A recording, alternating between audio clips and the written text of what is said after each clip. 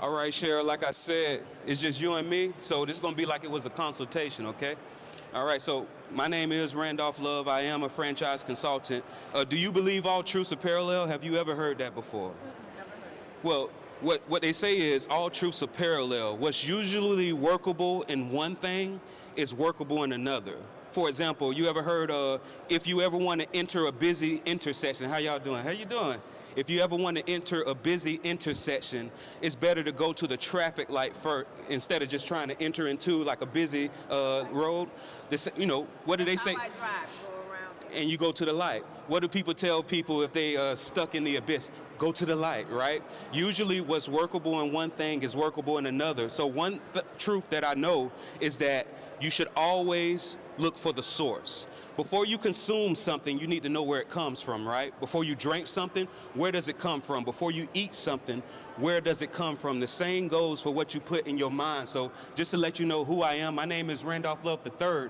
I am a chartered financial consultant, chartered life underwriter, chartered property casualty underwriter, and fellow Life Management Institute. That means I have more letters after my name than in my name, right? But the reason why I got so many designations is because I was so relatively young when I started out. I retired when I was 31, but when I was in my 20s, in order for me to do what I needed to do, people needed to see these type of designations. I am a registered pre-licensing and continuing education provider with the Florida Department of Financial Services. I provide training and consultation to corporate, federal, state, and local governing agency. I assist individuals and business owners with effective tax minimalization wealth strategies. I have over 14 years in the insurance and financial services industry, and I am a franchise consultant with the Franchise Consulting Company, okay? So what I'm going to be talking to you today is this, and if you turn to like the second or third page in the book that you receive, you'll be able to see it clearly. Now, most people have what's on the right side of this page. I'm not going to say most people, but well-informed people have what's on the right side of this page. They understand that if you want to do business, you have to minimize your liability as much as possible, and you also have to minimize your taxes as much as possible. Is there anybody in here that loves to pay taxes? I think I saw Bill raise his hand. Bill loves to pay taxes, right? But I don't think anybody loves to pay taxes. Now, I do have some people who understand that taxes are used to pay for your security, pay for social, adjustments and that things of this nature. But let me ask you, even if you're that person, do you believe that the government is handling your tax dollars appropriately? No. Absolutely not. Correct. So even if you're somebody who might not love to pay taxes, but you understand there's a function for it, you might be like, but they're not handling it appropriate. I'd rather not pay taxes legally, because that's tax avoidance, not tax evasion. Tax avoidance is legal. Tax evasion is illegal. I'd rather avoid taxes legitimately and legally, keep that money for myself, but not just be a selfish person and keep it to myself. I want to give it to the people that I know, love, and trust. I want to give it to the charities that I know, love, and trust, because I can handle that better. I'm going to show you how to do that. Now, what we have at the bottom, and it's a little blurry on this screen, I apologize, but you can see it on that paper. What we have on the bottom is what's called a holding company. Has anybody ever heard of a holding company? Exactly.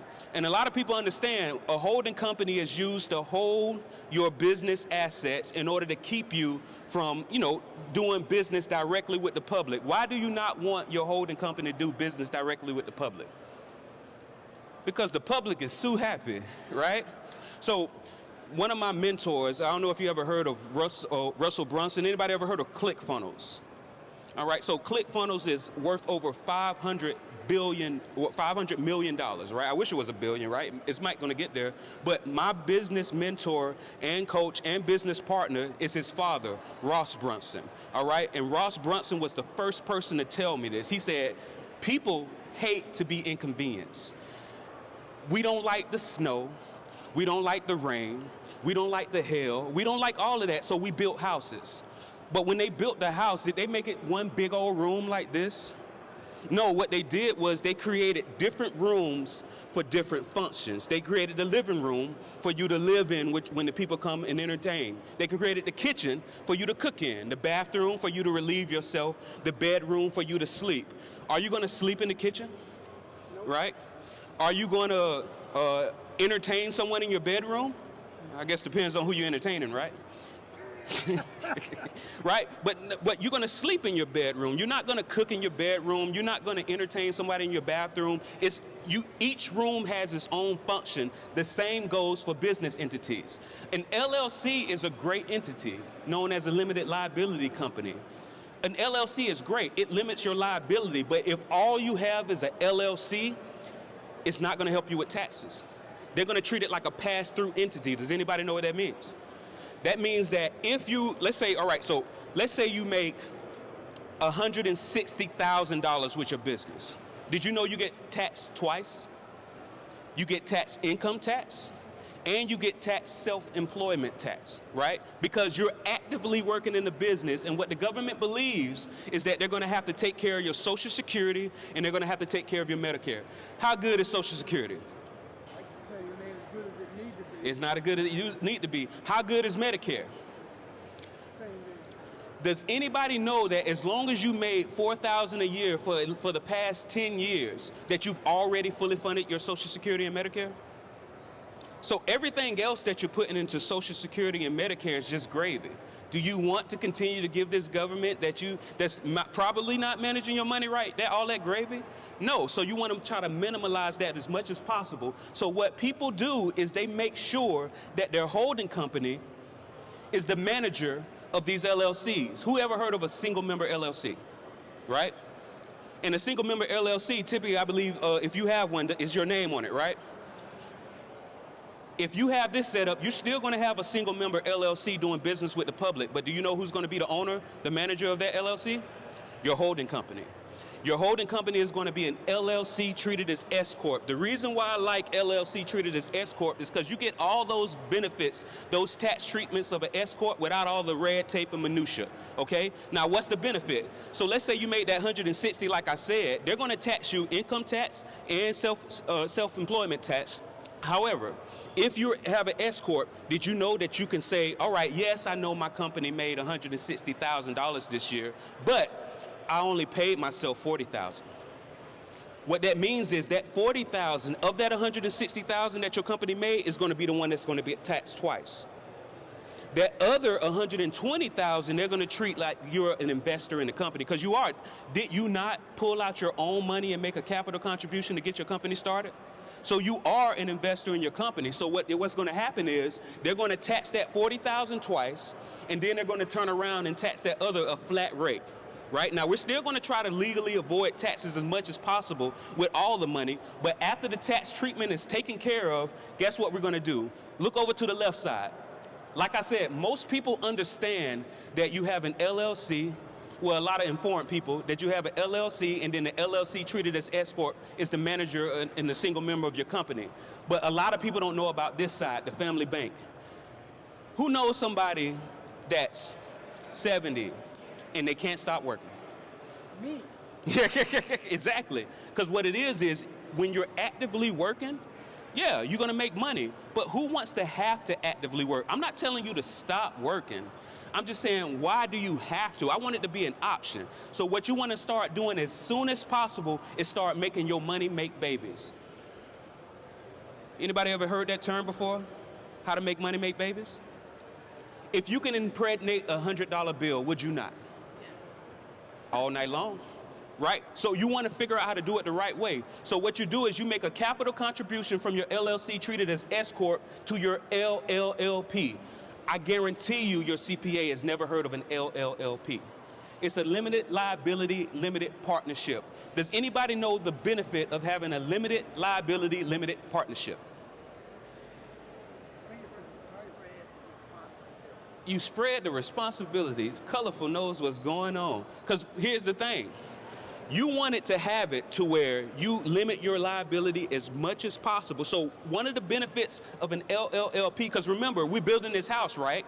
The LLC was to limit your liability. The The LLC treated as S Corp was to allow you to split your active income from your passive income.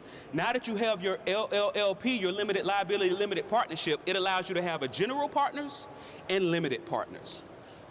Your LLC treated as an S Corp is going to be a 99% limited partner of your LLLP. Guess who's going to be the 1% general partner? Nope, your family trust. Because here's the thing, a lot of people are building businesses not just for them, but for the future. You're not just doing this for your first name, you're doing this for your last name, all right? So you understand that if you die without doing estate planning, what's going to happen? Yeah, they're going to mess it up. And guess what? If you're in a blended family, does anybody know what a blended family is? A blended, go ahead. Oh, no, I was saying, I didn't hear what. A blended family.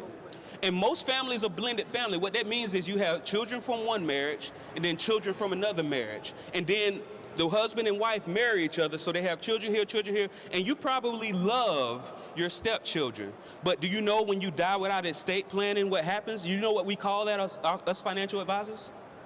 We call that the last to die wins. Who knows what I mean by the last to die wins?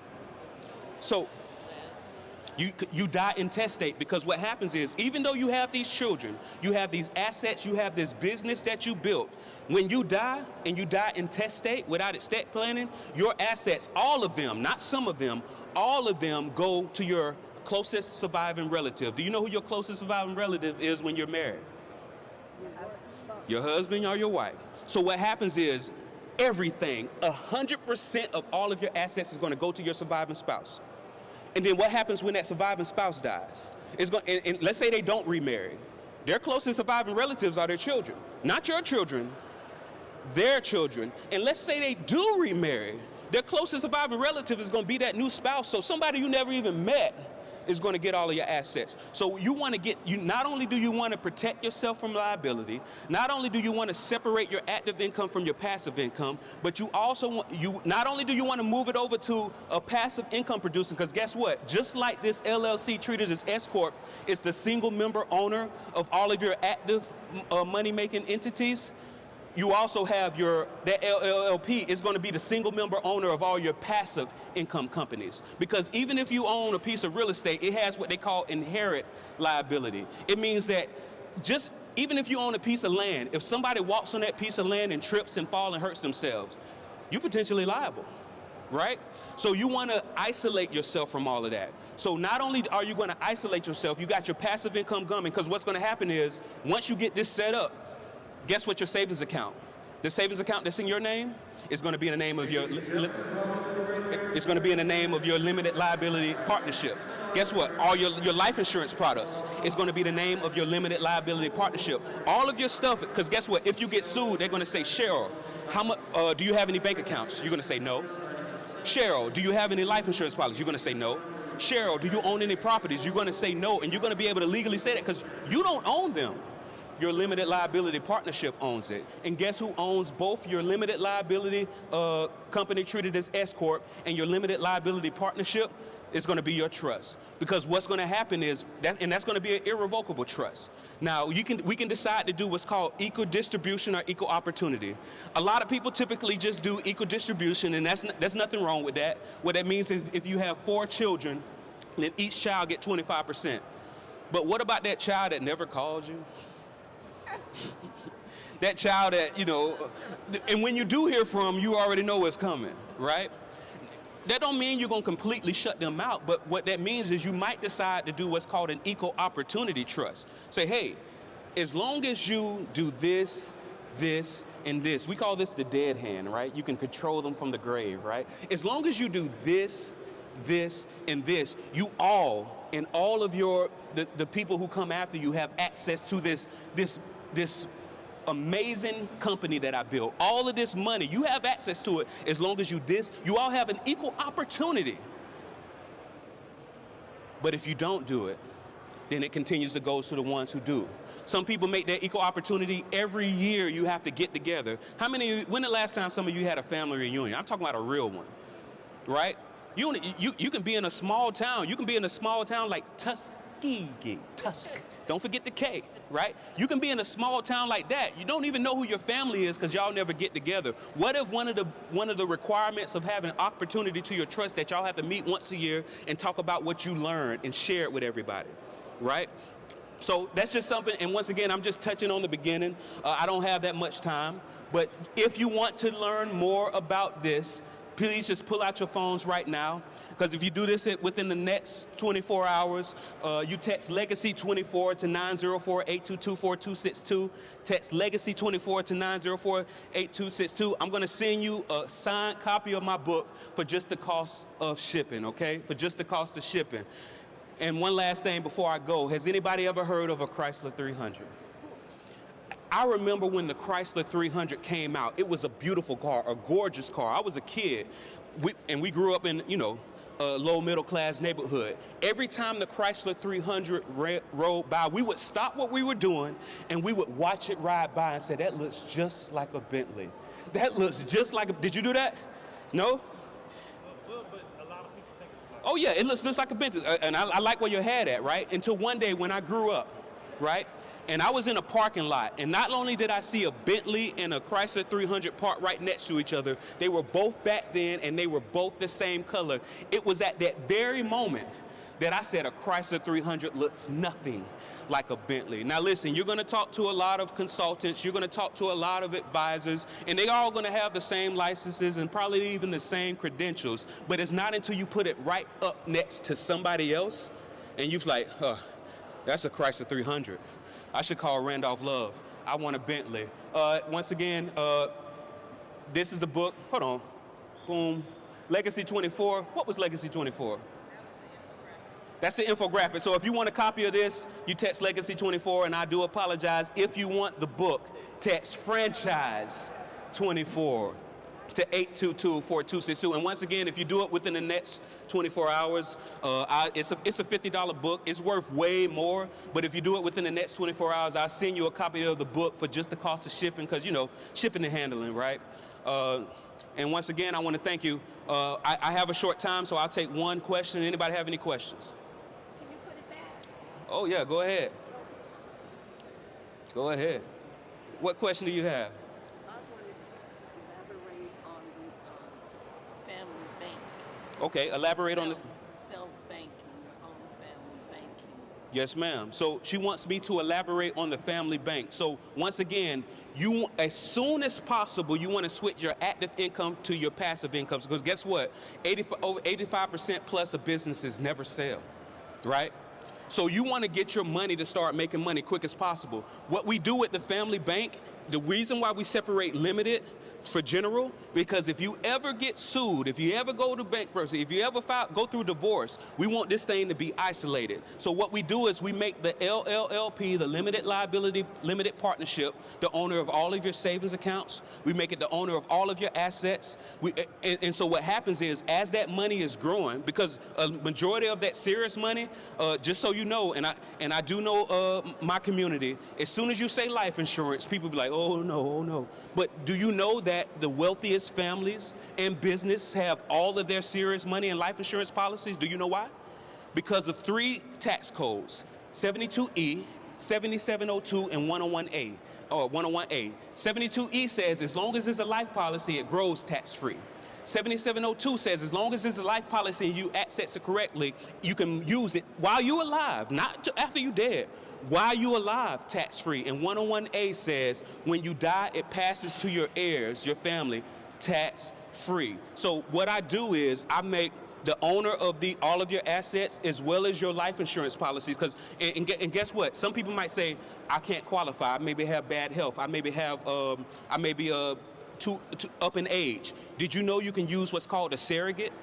As long as you are the owner of the policy, you do everything that you need to do, and you will put a life policy on your child, on your grandchild. You use your grandchild as the person that lets you qualify for the policy, but because you're the owner, it's growing. So now your money is making babies tax-free, utilizing a surrogate. Okay, so if I have 5 great grandchildren, I can name all of them as my Yes, ma'am. And then what you would do is, you're the policy owner. You know how most people, they'll leave a house with a mortgage?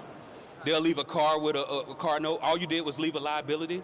What happens is, let's say you use one of your grandchildren as surrogates. What you do is, you use that grandchild as a surrogate, but you make it to where when you die, the owner of that policy transfers to that surrogate that you use. So now, instead of passing them a liability, you just pass them an asset. I want to thank y'all again for spending this time, and thank you for asking those additional questions, because it allowed me to elaborate for people. Thank you for spending this time again. My name is Randolph Love III. If you need a franchise consultant, please call me. And now we have Bill Walsh coming up. Come on, guys, give him some love, would you? How's everyone doing? Good? How many guys, this is your first show? First show ever. How many guys currently own a franchise? How many would like to own a franchise? How many think that franchising works? Yes or no?